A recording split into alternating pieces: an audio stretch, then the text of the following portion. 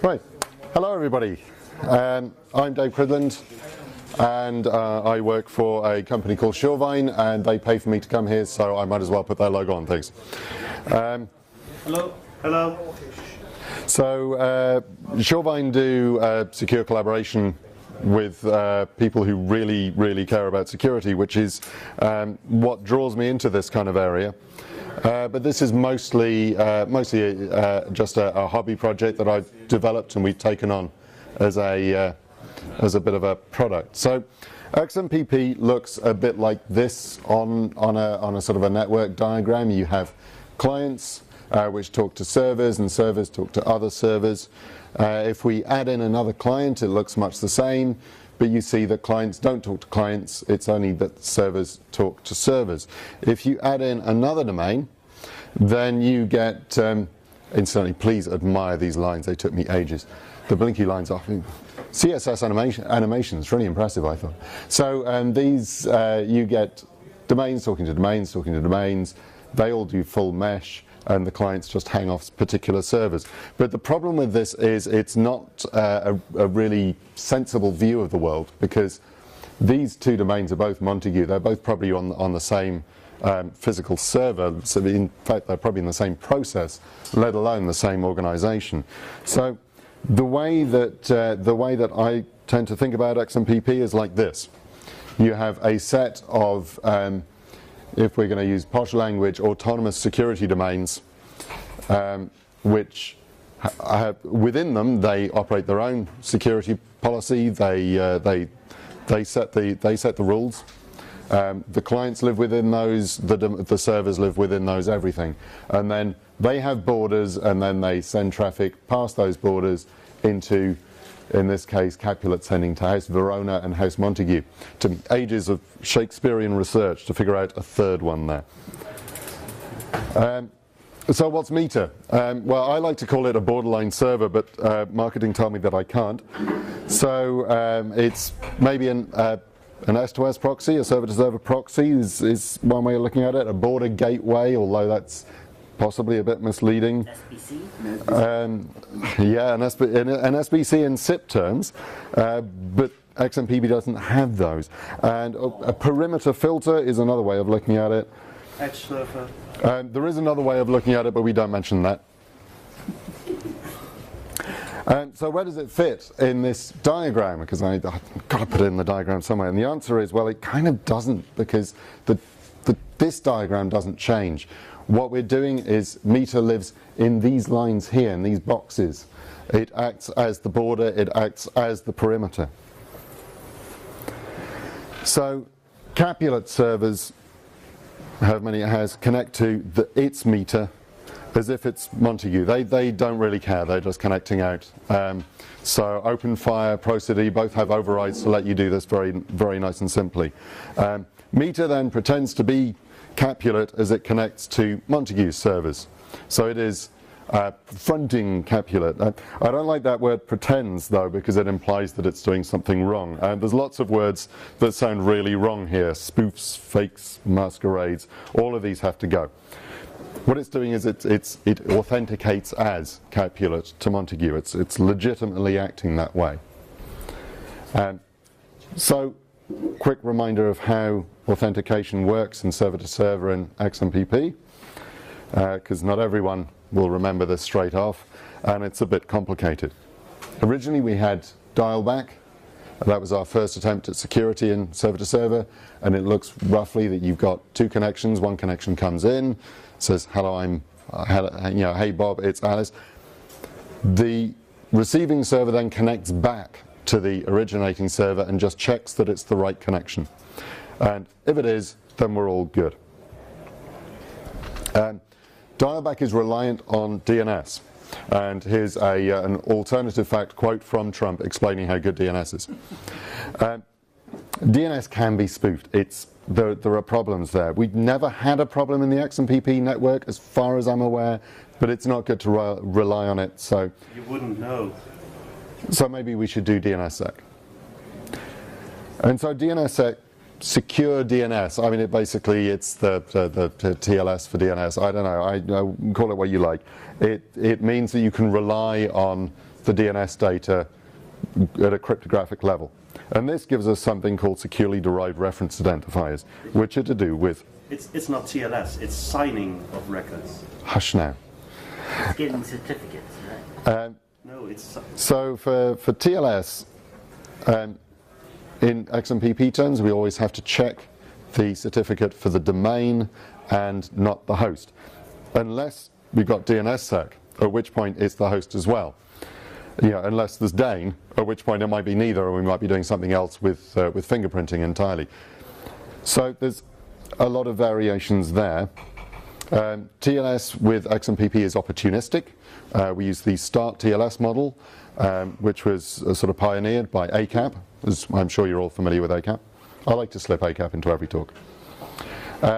Except that we've actually developed a quite recent spec, Z368, where it acts more like HTTPS, where it operates on a separate port. So there are, again, a lot of variations. Sorry, I did these last night when I was drunk. So Metre supports a selection of standards as beyond the basic XMPP, and I'm sure you all know what all of these are. So Z220 is? Dialback. Dialback, yeah. Z344? No. That's dialback with TLS. Then there's 361, that's SATCOM, XMPP over SATCOM. Metre supports that as well for low bandwidth situations. 368, we've mentioned, immediate mode TLS.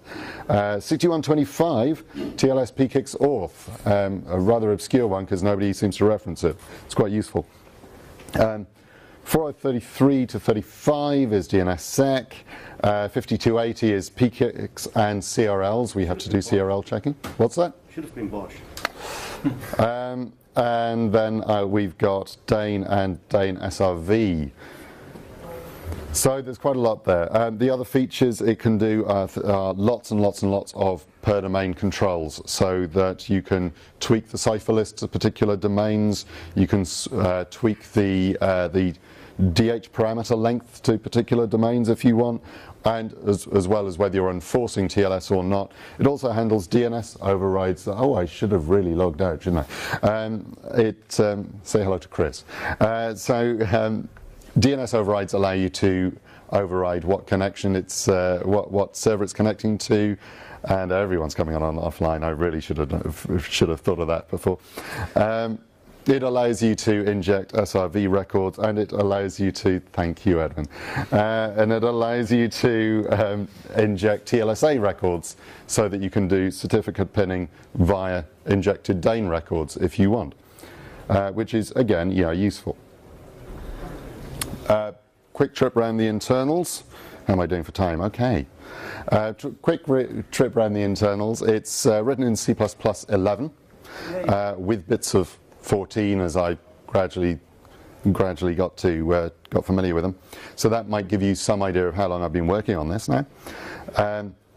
All of the code and all of its operations are assumed to be security sensitive, which has certain implications on the design. You know, it's assumed that it is internet facing. It is assumed that it is right on the perimeter. It is assumed that every configuration option has a security impact. It's designed to be sysadmin friendly. It doesn't have users. Users don't connect to it. It's designed to be support friendly, so that we can build, Shoreline can build support contracts. And it's designed, once all of those are dealt with, it is designed to be very, very fast at switching stanzas, XMPP's sort of packet equivalent. To go through a bit more detail, I think this was actually Edwin. It was. There you go. That's why I picked C++ 11, because it's really nice. No other reason really. Security, there is no web interface. It's just a straightforward flat config file. You edit it with operating system security. There isn't even any SIGHUP support, because I decided that when I looked at it, to work out exactly which connections had to be restarted for a given config change, I simply thought was too high a risk, so that's gone. It does have pretty terrible testing, I will admit that. If any of you are Google Summer of Code students, I would love to see some approaches to a test framework for this. On the other hand, the code is very carefully statically analyzed, and it's exploratory tested fairly well. But as far as sysadmin friendly goes, well, XML config file. Do we like XML? I don't know. I like it. It has smart cascading defaults, so changing a global will have an effect on other dependent settings to make them the sensible default given the global, this sort of thing. It also has a runtime config dump, which I'll come onto a bit at the moment. It really comes into its own when you're dealing with support. So by a runtime config dump, the config file that it reads in, it will then write out the entire configuration into a file. This is actually an example of part of the config file. Screen's not wide enough. But you'll see that not only does it write out all the settings, including any defaults, any derived settings, so it includes like the fact that we're checking PKIX status and this sort of thing. It also includes comments about the configuration. So in order to figure out exactly what your running configuration really is, you have a complete snapshot of it, including any reference certificates, keys, the whole lot, put in the data directory so that you can find it and examine it, and potentially examine it for changes. So fast switching means very few buffer copies, very fast parsing. I use a fork of Rapid XML, which I've enhanced a bit, and that one of the things that Rapid XML allows us to do is skip XML reserialization. Reserialization is at least as slow as parsing, so if we can skip it, we've skipped half the time. And what I mean by this is here's a stanza, and we've got what we tend to refer to as a stanza header. The message tags themselves, and what we can do is we can extract this string here and simply copy it from one buffer to another.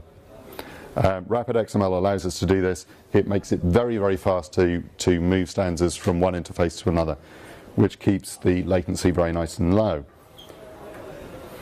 So as I say, I wrote these while I was drunk. And so what can we do now? Because we are sitting in this diagram on these edges. Now that we're there and we've established the security between these at a basic communications level, what else can we do with this? So Metre has a concept of filters which allow you to read in the stanzas as they're going through, perhaps choose to discard them, perhaps choose to create new ones, so that we can respond to traffic that before it hits the real server, and potentially alter them. Only I haven't actually written the API for that, but you can always just discard and create new ones, so it's not a huge deal. The examples that I got, the XMPP world has a problem with Russian spam at the moment. So just as a proof of concept, I knocked out something that will take Unicode code blocks and go, yeah, it contains this one, and I don't speak any Russian, despite having Russian friends, and so I can drop those packets on the floor and my spam goes away. That's very, very nice, although quite brutal. But it's an interesting proof of concept. A slightly more interesting one is this. Disco is the capability discovery mechanism in XMPP. And what we can do is, as Disco requests come in for the discovery, we can hand back a previous discovery response so that, again, that never passes through. Now, this, in combination with use of Metre in, for example, SATCOM, when you've got very slow links, can save quite a large amount of traffic. Don't XMPP servers already have the ability to cache client discos? At least one does, because I put it in there before. One does, because, yeah. So, what's on the roadmap? On the roadmap, we've got the functionality, so what else can we do? We could actually suppress, maybe inject client capabilities, which seems like a useful trick to be able to do.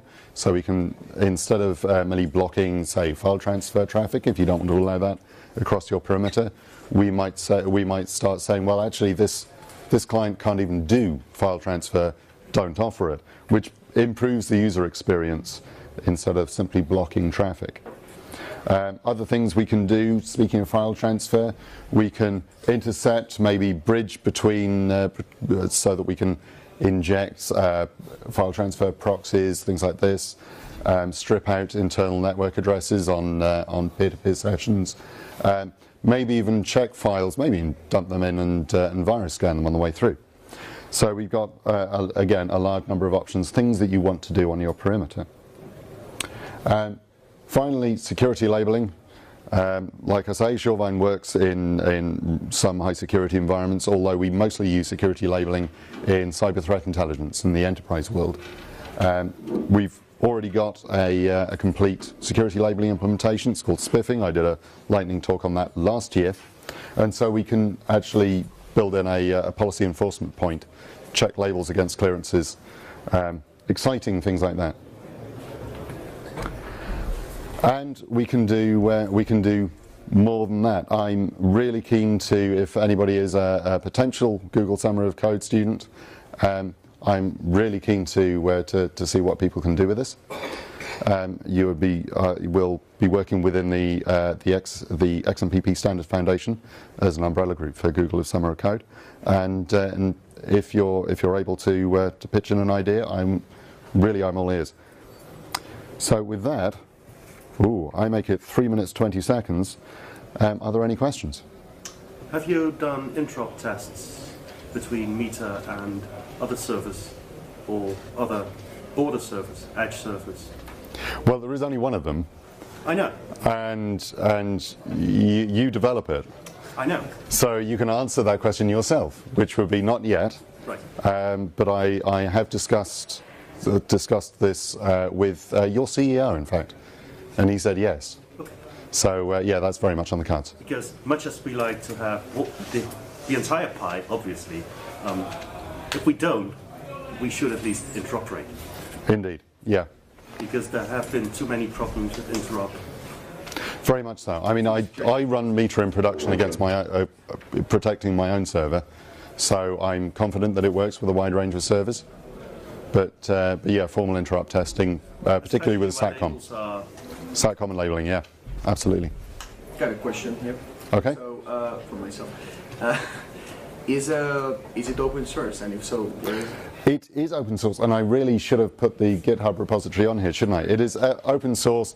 Otherwise, that would be really embarrassing coming here and talking about something that wasn't, wouldn't it? That's why I was Yeah. So it's MIT licensed, and it is on GitHub. It's within my GitHub. You can look for Metre within my GitHub handle is DWD Delta Whiskey Delta. Flo. Do you see that the issue that you don't see the remote IP is an issue or something you would like to solve? I mean, that's in the within the perimeter, you don't see the remote IP of the other entity. No, you don't. That's because you will see Metre's IP address from the inside. Is that a problem? You want to solve? It's only a problem if you're trying to do security and perimeter security on the inside, but I'm assuming that you do the perimeter security within Metre. Okay. So I'm thinking not. Go on, I got 1 minute, 13 seconds. Anyone else? I guess I think you've made some time. Thank you.